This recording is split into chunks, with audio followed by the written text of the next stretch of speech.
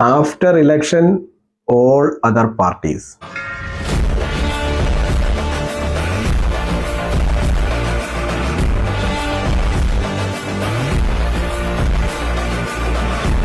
But this one ചിലപ്പോൾ സ്വീകരിക്കും, ചിലപ്പോൾ ജനങ്ങൾ നിങ്ങളെ തെറ്റിദ്ധരിക്കും, ചിലപ്പോൾ ജനങ്ങൾ നിങ്ങളെ തള്ളിപ്പറയും.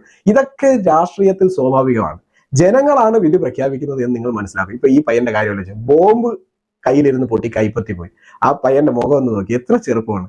നിങ്ങൾ ഇങ്ങനെ ആയുധം എടുത്ത് നിങ്ങൾ ആളെ വെട്ടിക്കൊല്ല, നിങ്ങളുടെ രാഷ്ട്രീയ പാർട്ടി തോറ്റു.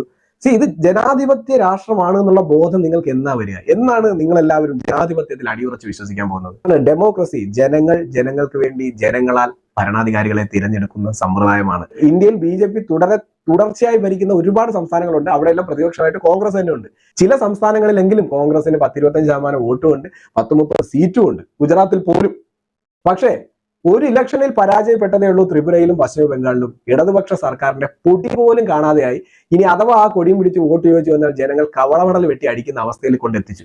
അത് എന്തുകൊണ്ടാണ്? ഇതാണ് കാര്യം. മുതലാളി വർഗ സർവാധിപത്യമല്ല, തൊഴിലാളി വർഗ സർവാധിപത്യമല്ല. ഇവിടെ സർവാധിപത്യത്തിന് സാധ്യതയേ ഇല്ല. ഇതാണ് നിങ്ങൾ ഈ പറയുന്ന സായുധ വിപ്ലവം അല്ലേ, അല്ലെങ്കിൽ സായുധ കലാപത്തിലൂടെ അധികാരം പിടിച്ചെടുക്കുക എന്നൊക്കെ പറയുന്നത് ഇതായിരിക്കും.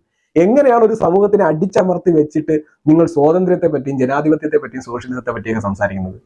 ഞാൻ പറയുന്നത് രാഷ്ട്രീയ നേതാക്കൾ തമ്മിൽ വെല്ലുവിളിച്ചോ, മൈക്കിലൂടെ വെല്ലുവിളിച്ചോ, നാട്ടുകാർ തമ്മിൽ വെല്ലുവിളിച്ചോ, സംസാരിച്ചോ, എത്ര വേണേലും സംസാരിക്കാം, അത് ജനാധിപത്യത്തിന്റെ ഭാഗമാണ്. പക്ഷെ ആയുധം എടുത്ത് ഇതുപോലൊക്കെ സ്വന്തം കൈ കളയുക. ഇനി നിങ്ങൾ എറിഞ്ഞ് വേറൊരാളെ കൊന്നു എന്ന് വിചാരിക്കുക, ഒരു 10-60-70 വർഷം കഴിയുമ്പോൾ നിങ്ങളും ചത്തുപോകില്ലേ? അത് നേരത്തെ ചത്തുപോയി.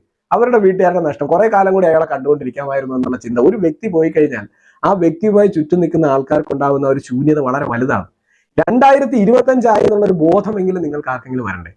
2025 ഇനിയെങ്കിലും ആയുധങ്ങൾ താഴെ വെച്ചിട്ട് നിങ്ങൾ സംസാരിക്കേണ്ട കാലഘട്ടം കഴിഞ്ഞു.